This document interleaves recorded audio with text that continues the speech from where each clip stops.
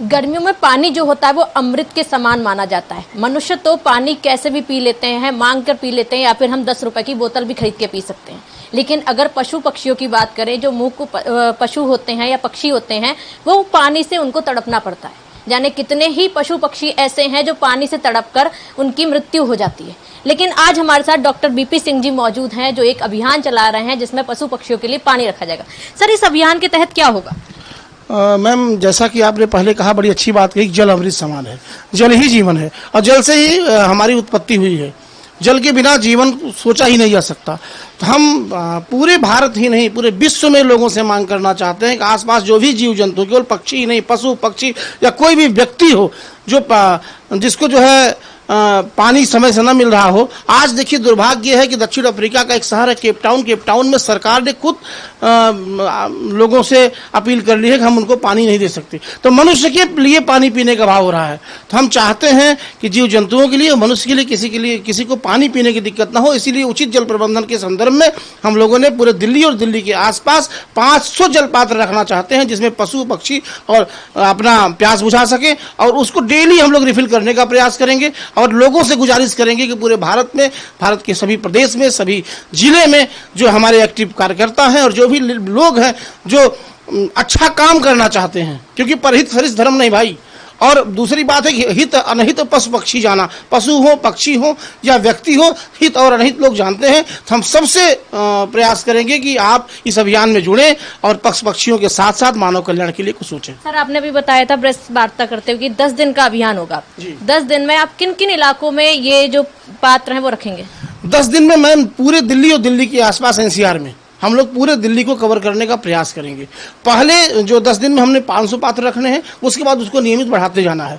और गर्मी में हम लोग ये प्रयास कर रहे हैं, और साथ साथ कुछ चारा भी उनके खाने के लिए उसका भी प्रबंधन करने का प्रयास कर रहे हैं, वो भी किया जाएगा। आपके साथ आपकी टीम में कितने लोग जुड़े हुए हैं इस अभियान से? हमारे टीम में इस समय पूरे भारत में 24,000 लोग जुड़े हुए हैं। 20 से 24,000 लोग जुड़े हुए हैं, जिसमें 15,000 लगभग एक्टिव कार्यकर्ता हैं जो इस काम में, इस अच्छे काम में, इस अच्छे यज्ञ में अपनी आहुति देंगे।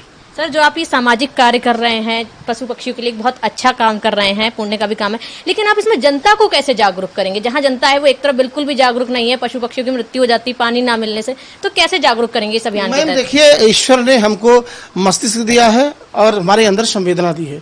जब हम अच्छा काम करते हैं और अच्छा काम वो जाता है समाज में, तो जनता धीरे धीरे उसको देख करके सचती है, समझती है या जागरूक होती है।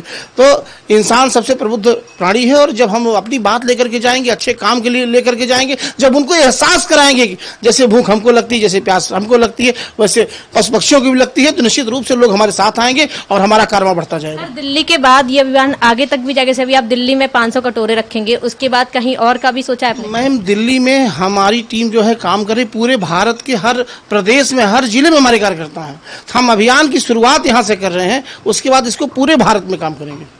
सरकार से इसमें आपने किसी तरह कोई मदद मांगी है, किसी तरह से कुछ भी बातचीत? अभी तो मैम हम लोग खुद काम कर रहे हैं, और काम करने के बाद जब अच्छा काम कर लेंगे तो सरकार खुद हमारे साथ। इसके अलावा और कितने सामाजिक कार्य हैं जो आप करते हैं, जिनसे आप जुड़े हुए हैं?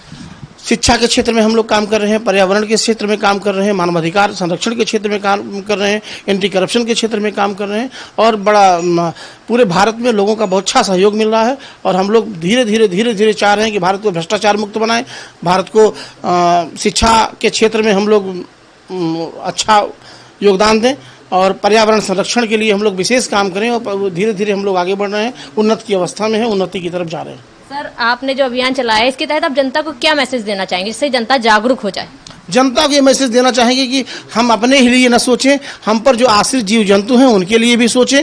जिस तरह से हम अपने परिवार की चिंता करते हैं कि परिवार में हमारे भाई हैं, हमारी माँ है, हमारे बच्चे हैं, हम उनके खाने की व्यवस्था करते हैं, उसी तरह से हर एक व्यक्ति अगर अपने क्षेत्र में थोड़ा सा भी अपनी जिम्मेदारी निर्वाह करेगा तो पशु पक्षियों को कोई दिक्कत नहीं होगी। देखिए, हमारे साथ जो मौजूद थे डॉक्टर बीपी सिंह जी थे, उन्होंने बताया कि पशु पक्षी जो होते हैं उनके लिए भी खाना और पानी की जरूरत होती है। लेकिन क्या होता है, कहा जाता है कि जब पशु पक्षी प्यासे या भूखे होते हैं वो आपके दरवाजे पर आते हैं, इसीलिए अगर हो सके तो अपने दरवाजे पर एक कटोरा और कुछ खाना रख सके, जिससे पशु पक्षी हैं वो भी जी सकें। कभी आपने देखा होगा कितनी प्रजातियां हैं जो लुप्त हो गई। कहा जाता है कि पशु पक्षियों को जब खाना और गर्मियों में पानी नहीं मिलता है, जिससे उनकी मृत्यु हो जाती है, है। और आज वातावरण में देखें तो आप पहले जब भोर में उठते थे तो कितनी चिड़ियां आपके घर के आसपास मिलती थी, लेकिन आज ये समय आ गया है जब आपको पशु पक्षी अपने घर के आसपास देखने को ही नहीं मिलते हैं। लेकिन जो सर ने ये मुहिम चलाई है, ये काफी अच्छी मुहिम है। इसको आगे बढ़ाने का जो कार्य है वो हम सबको मिलकर करना है। हमको जागरूक होना है जिससे पशु पक्षियों को हम बचा